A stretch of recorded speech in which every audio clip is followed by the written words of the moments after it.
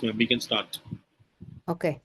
Joseph receives an email notifying him that he needs to change his password due to recent account issue. He notices that the email links him to website using the domain Amazon with the 0.com. What type of attack should he describe this as? This would be phishing. Yeah. Does This it say how? email is an attempt to get account information and is a phishing mail. Joseph did not enter the URL himself, which is the behavior that a typo squatter relies on. A smishing attack relies on SMS, and a watering hole attack uses a frequently visited website. So B is correct. Okay. Well, when you combine phishing with voicemail, it is known as vishing. Phishing is a form of phishing done over via voice phones call or voicemail. Whaling focuses on targeting important targets for phishing attacks, whereas spoofing is a general term that means faking things. Spooning is not a technical term used for security practices. So D is correct. While reviewing her logs, Michelle notices that a remote system has attempted to log into her server via SSH using the username admin and variety of passwords like password and ninja. What type of attack has Michelle noticed? Brute force attack? That's my answer. A is absolutely right. Michelle has discovered a brute force attack which relies on typing a large number of passwords, often combined with a list of usernames to try. Shoulder surfing attacks involves an attacker watching as a user enters information like password or credit card data. On-path attacks intercept data sent via a network, and pretexting is a social engineering attack that relies on believable reason for attackers to need a victim to take action. So A is the correct answer. Okay. Joanna wants to detect password spraying attacks. What type of rules should she deploy through her security system? Match attempts to log into many systems with the same username and password. Match multiple attempts to log into same user. Match repeated. Mm,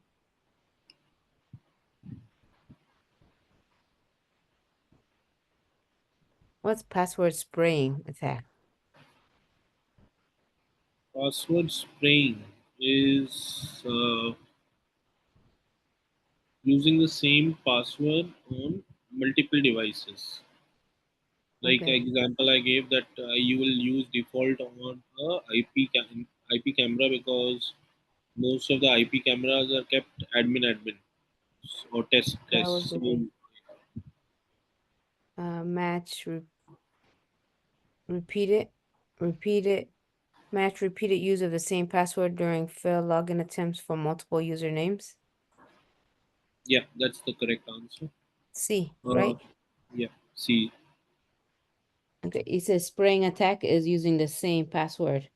yeah, spraying password spraying involves the use of same password to attempt to log on to multiple accounts.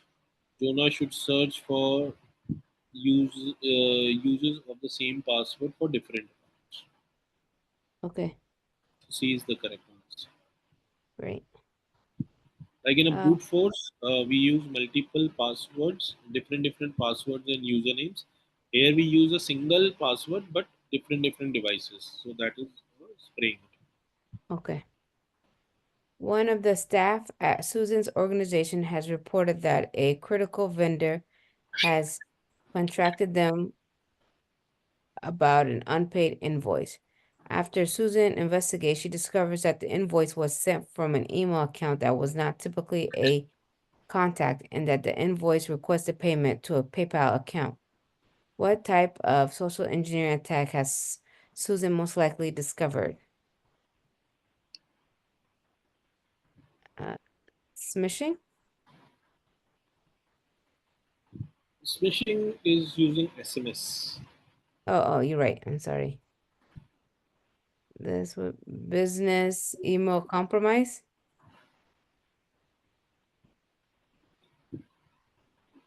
If you are just saying in the order ABC, No. yeah, B is the right answer. B is the right answer? Yeah. Okay, I know Susan it's not has, like C or D. Mhm. Susan has most likely discovered a business email compromise and should reach out to the impacted organization to inform them of the potentially compromised account. Smishing would occur via SMS.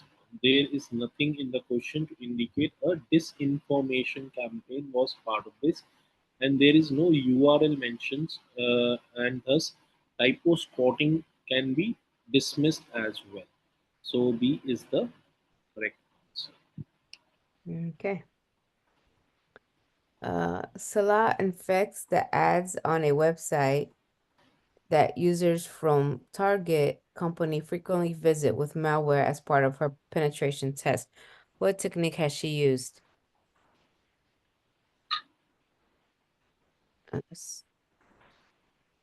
Salah infects the ads on a website that users from her target company. I forgot. A watering hole attack. Is that something? No, that's something that you go quite often to the website, right? Yeah, What technique has she used? Okay, it's not vishing. It's not whaling. That was, I guess, A is what I can come up with yeah. because they So that always go there frequently use. Yeah, A. Yeah, so that's the right. So Mm-hmm. I told you to visualize a jungle where there is a water Frequently. pond. Yeah, you remember? Yeah, I just saw it right now. I read it again. Yeah. So watering hole attack relies on compromising or infecting an website that targeted users frequently visit. Like animals frequently visit the water source. Similarly, this is a website over here. Mhm, Much like so, it even in the explanation writes that much like animals will visit a common watering hole. Wishing is a phishing over voice. Whaling is a targeted phishing attack against senior or important staff. And typo mhm. spotting registers similar URLs that are likely to be inadvertently entered in order to harvest clicks or conduct malicious activity. So A is the correct answer. Okay. Ben wants to determine if brute force password attacks are being used against his company. What log information is least likely to be useful when working to detect brute force attacks? Uh, password is not useful.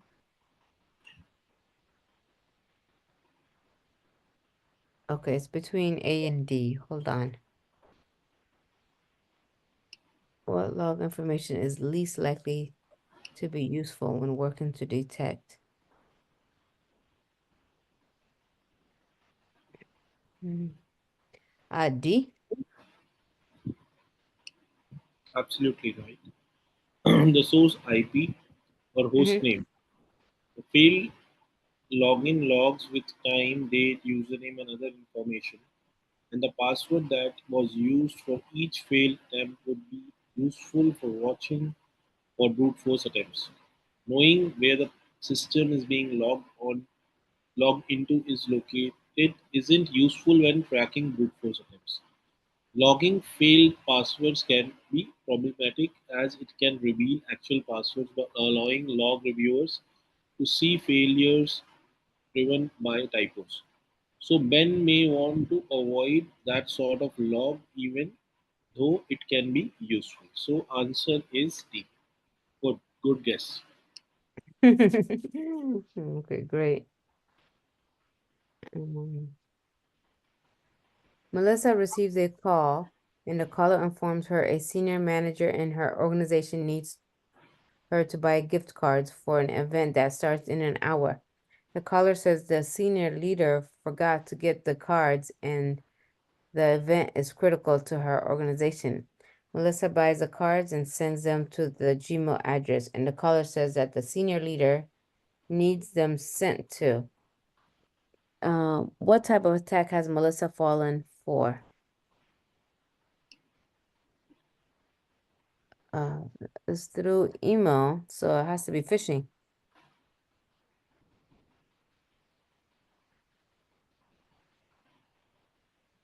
It's not pretexting. Business email compromise. Oh, okay, it's work related. Yeah, I'm sorry. C. Mm, Answer is B over here. What's the The answer? B, pretexting. Pretexting? Oh, wow. How is that pretexting? Because they told her in advance? Yeah, They I text, changed it. I made huh? it pretexting. Did they text her? Did I miss that part? Are So you the playing with caller, me or what? see the understand. See, just because it is an email doesn't mean that yes, even pretexting is through email only.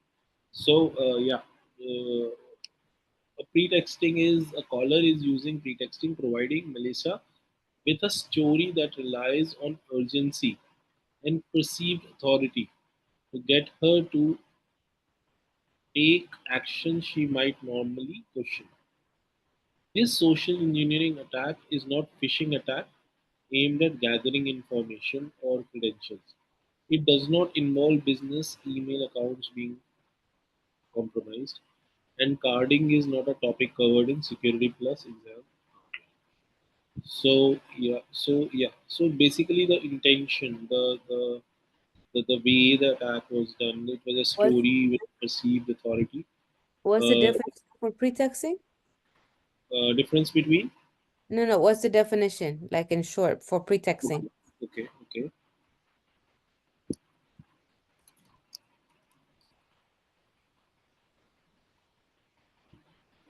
Pretexting is a form of social engineering attack where attackers creates a fabricated scenario, pretext, okay, a fabricated scenario or a pretext to persuade a target to divulge sensitive information or perform actions that compromise security.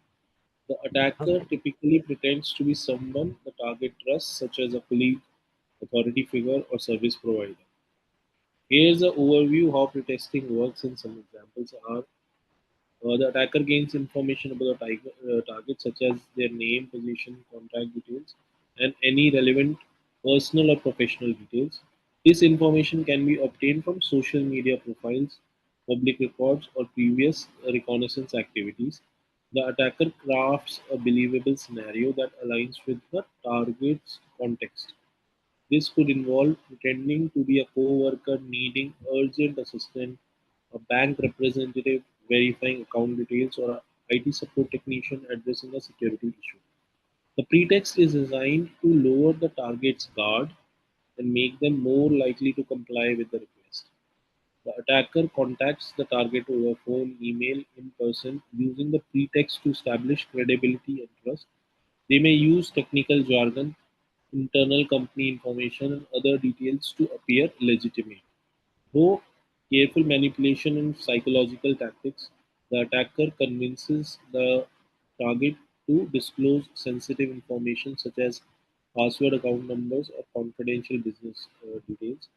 The attacker may also persuade the target to perform actions such as transfer funds, click on malicious link, or install malware. So that is about the pre-testing, and the difference between phishing and pre-testing is extremely important. Okay. Pre-testing, right? You read the next question? No, just let's go a little. Let me just cover the difference between the two. So normally, what we say phishing is actually pre-texting, wherein the He is trying to manipulate and making you act. Whereas phishing is more of getting information. The key differences are the method of communication. In phishing, it uses electronic communication like emails, messages, websites. The pretexting is also using the emails also, but some most of the times it is a direct kind of interaction in pretexting. Uh, Means they are very similar kind of attacks, but the intention is in pretexting is to to show authority or trust or win your confidence and make you do something in which you would otherwise not do. So phishing usually involves broad mass distribution tactics, which pretexting is more targeted, focused on specific individuals or organizations. Pretext phishing relies on deceptive emails, links, and attachments. Here, the thing is that it is just a deceptive email. It's an email, a technical, more technical attack. Whereas pretexting is more human side of the same thing, where it involves creating detailed and believable scenarios to build trust. Right. So a Mm-hmm. pre-testing attack is attacking a human being and then leading him to do something, whereas phishing is using a email which is deceptive. Right. So that's the main difference. Although the result which will come is almost so similar. Pretexting is more focused, targeted on an individual or an organization, whereas phishing can be a big, broad campaign. The goal of phishing is to aim to collect sensitive information or deliver malware. That is the aim. In pretexting seeks to obtain information or actions through direct psychological manipulation and trust building. So this is a very important difference you should remember between pretexting and phishing. The mitigation technique in phishing is to use email filtering and anti-phishing tools, educate users, implement multi-factor authentication, encourage users to verify the legitimacy of suspicious email. On the other hand, in the pretexting, the mitigation is train employees to verify the identity of anyone requesting sensitive information, establish strict verification procedures for information disclosure, encourage reporting of suspicious interaction, limit access to sensitive information based on role and necessity.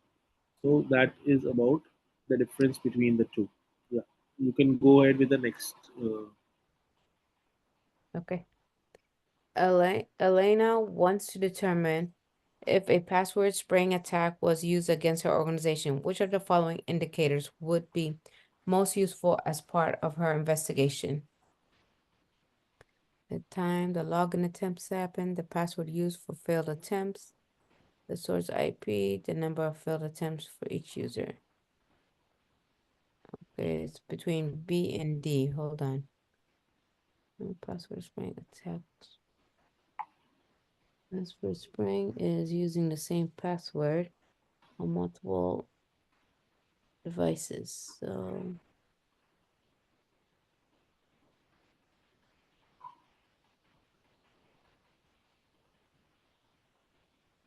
uh, the number of failed attempts for each user. The password.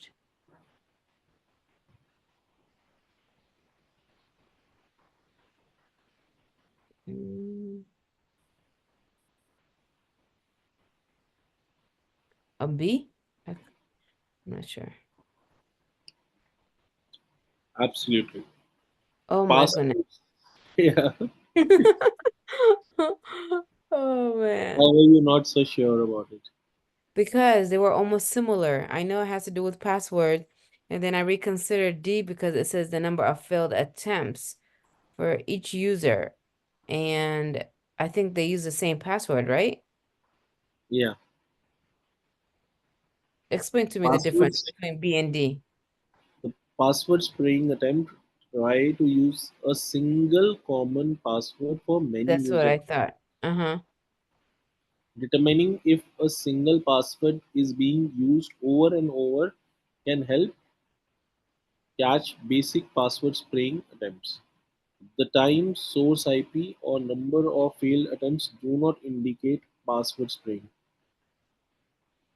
And and D is what? The number of failed attempts. That is brute force attempt. Yeah, that is an indicator of brute force. In IOC for a brute force, a Okay. number of failed attempts for each user. Okay. Yeah. Good, very nice, good application, I would say. So for chapter 4, we're doing okay. Yeah, yeah. Which of the following human vectors is primarily associated with nation state actors?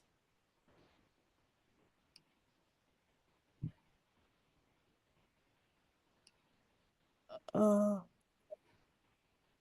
misinformation campaign? Absolutely.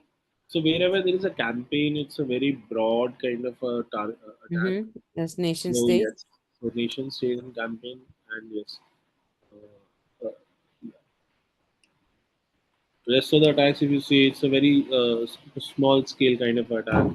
Business mail compromise can also be done by a nation state, but yes, it's a more appropriate answer of all would be a misinformation campaign. Okay. So the misinformation and disinformation campaigns are primarily associated with nation state actors, but are increasingly used by other organizations and even individuals as well. Watering hole attacks, business email compromise, and password spraying are broadly used attacks. Right? So the A is the correct answer. Okay. Nicole accidentally types Simazon.com into a browser and discovers that she is directed to a different site loaded with ads and pop-ups. Which of the following is the most accurate description of the attack she has experienced? Mm, right. Typo squatting. I, th- I guess it was a typo. See? Is that a word? Typo squatting?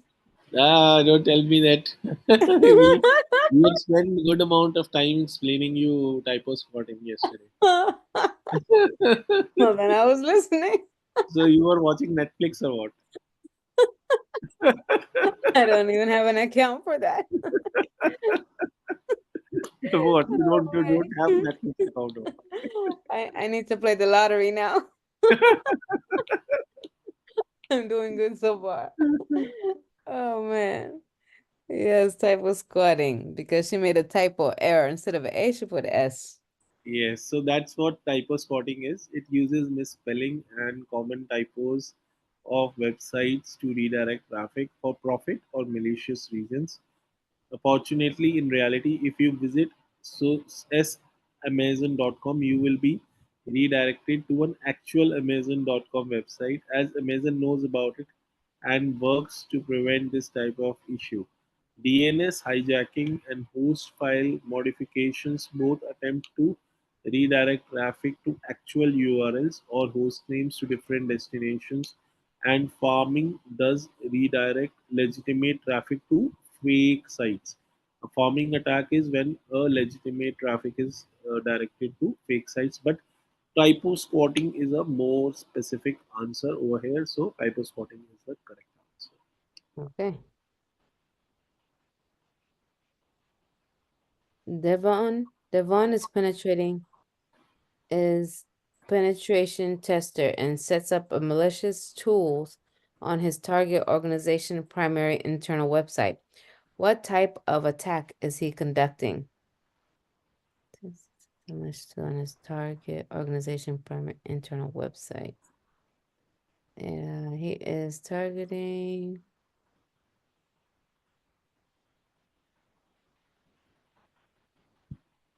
Mm, okay, is not A, is not C.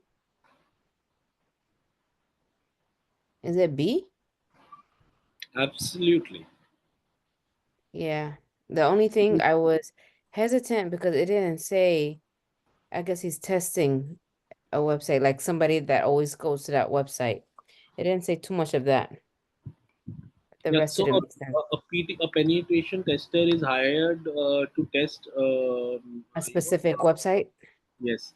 So yes, it could be any network or website or application, and he's actually hacking. He's trying to attack. So he's done over here what a penetration tester has done over here. He has put a bug on the main website.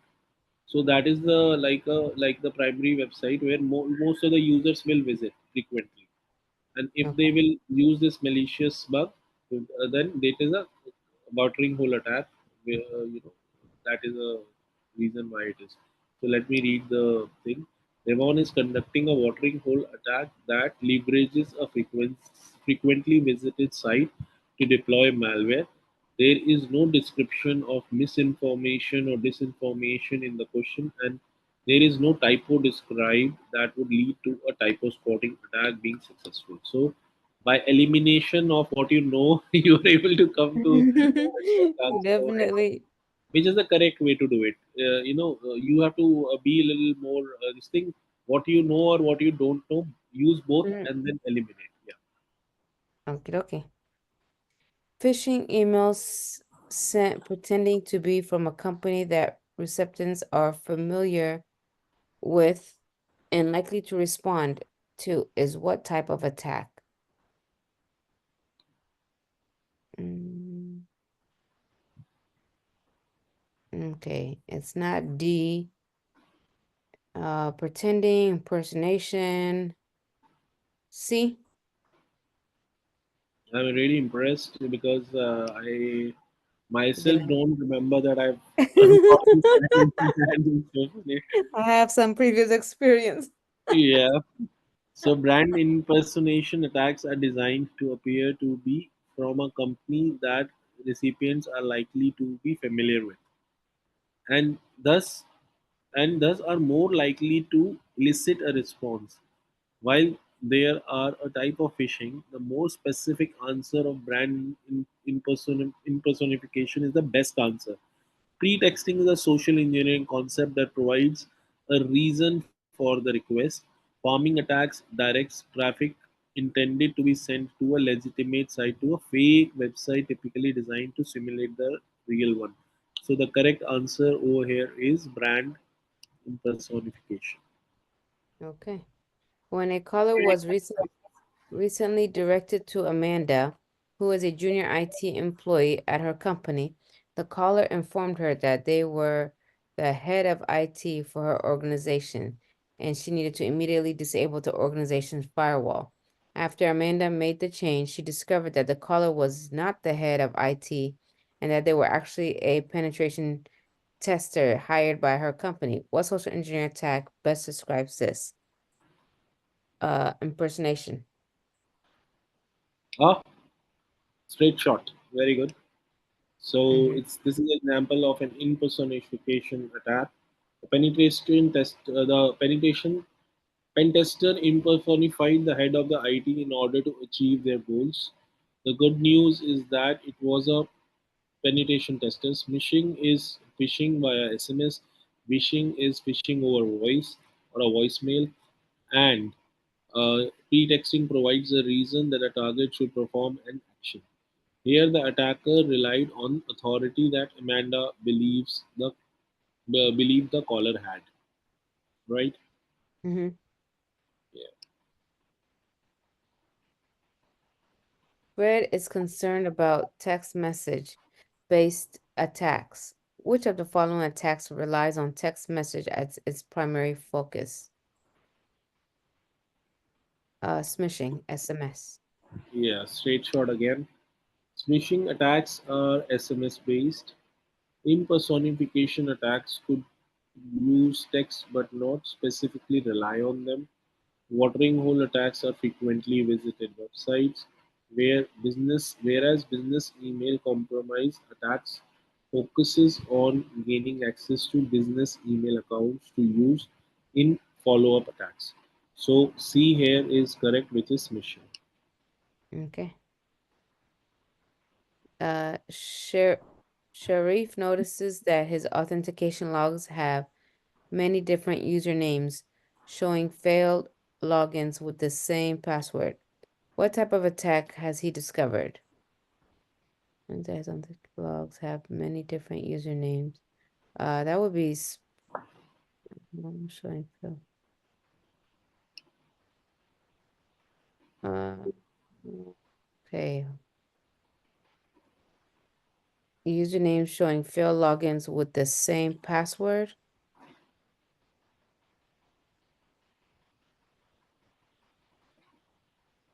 It's either A or D. Maybe spring.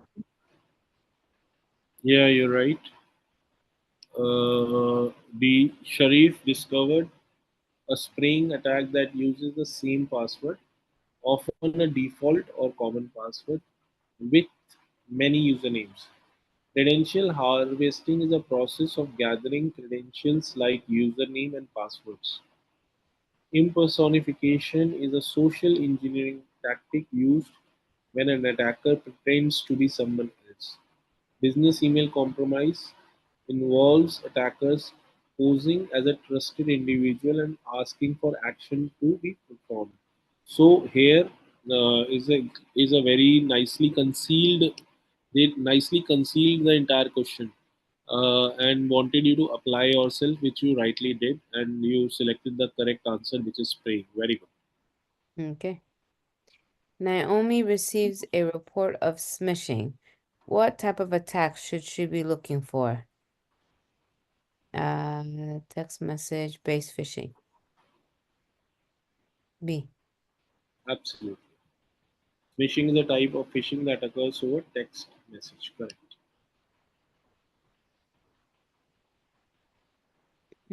Jack's organization wants to prevent typo squatting. What option should he select to address the issue? Copyright the domain name, purchase the most common typos for his own, trademark the domain name, disable typo resolution for the domain. Copyright?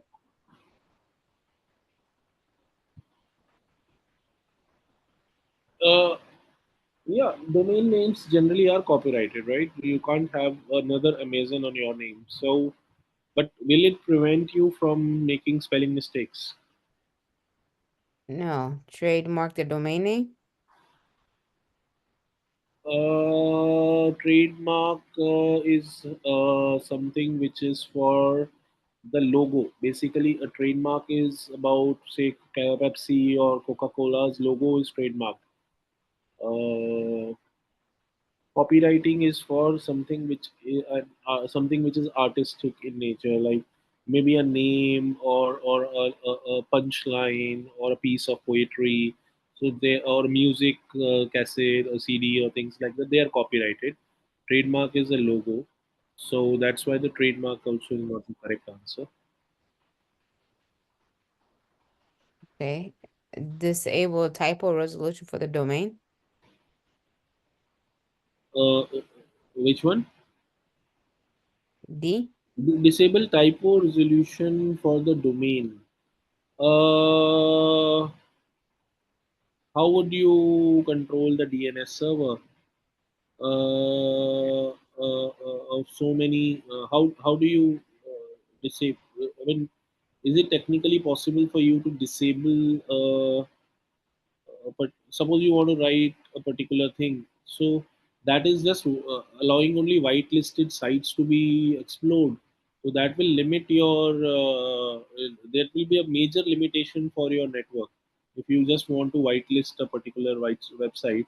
That only if that is typed, this will open. Otherwise, nothing will open. So then I don't think that is possible.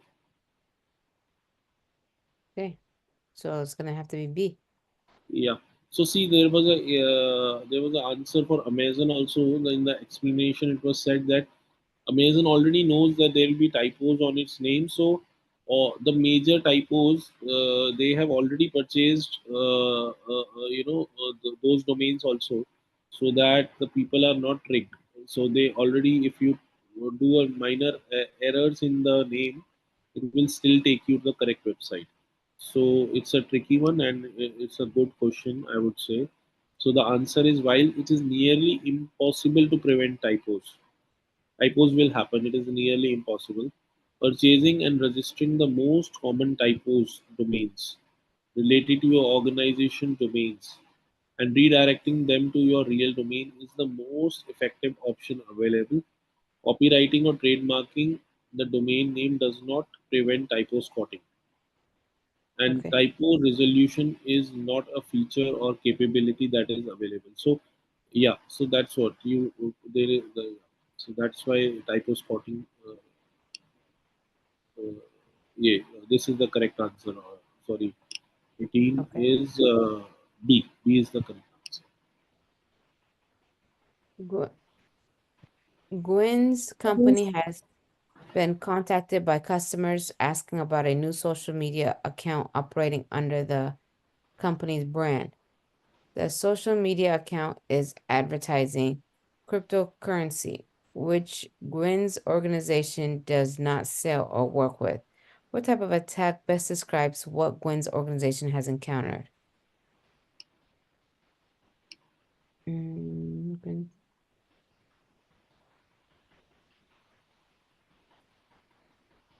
this crypto phishing? There is no crypto in this. Okay, I'm kidding. Um, Impersonation is between B and C. Hmm. I think B because they're representing something. Brand impersonation? B is the correct answer. Using an organization's brand in this way is example of brand impersonification. While this is also an impersonification attack, the most specific description is the brand impersonification here. Misbranding and crypto phishing are both made up for this question and aren't commonly used term, right? There is no crypto phishing and there is no misbranding. Mis So is that's the correct. misbranding a word? Yeah, it's not a word used in cyber attacks. Oh, okay. So B is the correct answer. Brand impersonification. Okay. Nation Nation state driven social media campaigns about the trustworthiness of the US election in 2016 are an example of what type of social engineering? Nation state driven. Oh,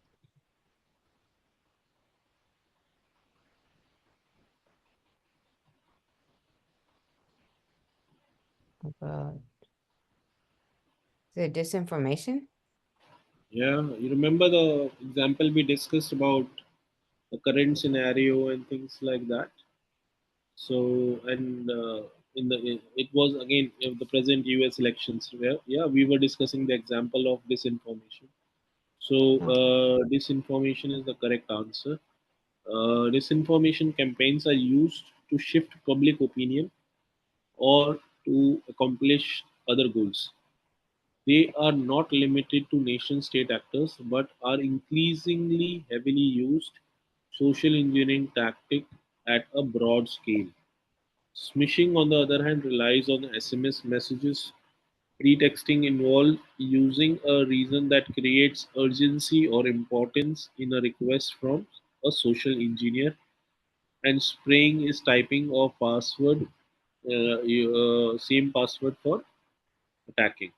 So yeah, so C is the correct answer, and this particular section I would say that you have actually excelled quite nicely because you have understood the concepts very nicely, What? and as you said you had some previous exposure to this, so that's that.